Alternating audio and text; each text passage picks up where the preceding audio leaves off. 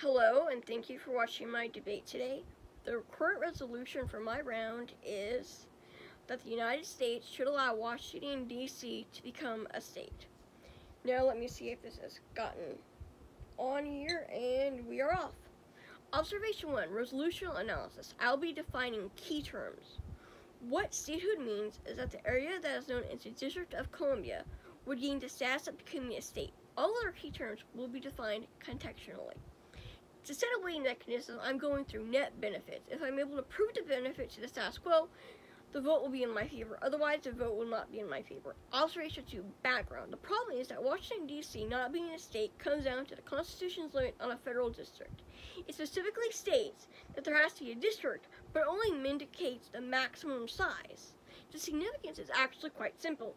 According to statehood D.C., Congress does have the right to shrink the district, as it did in 1846. However, the situation is not getting better due to the fact it takes years to confirm a new state.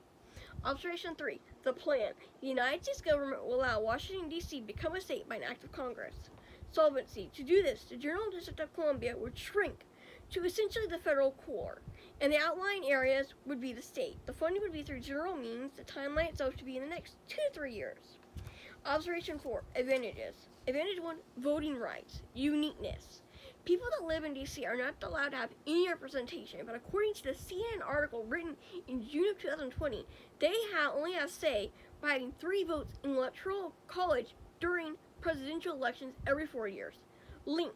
This plan changes the direction via granting the people living in D.C. the area the right to have equal representation like the rest of the United States. Internal link.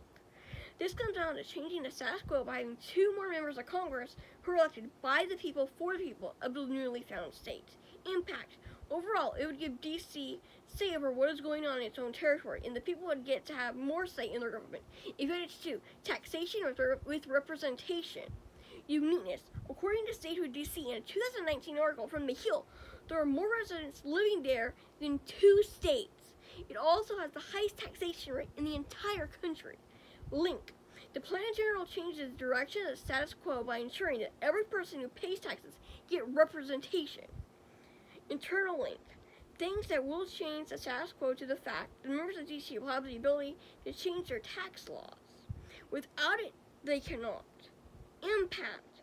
With D.C. becoming a state, the residents will not just have the ability, but the opportunity to govern themselves with equal representation in the United States Congress overall.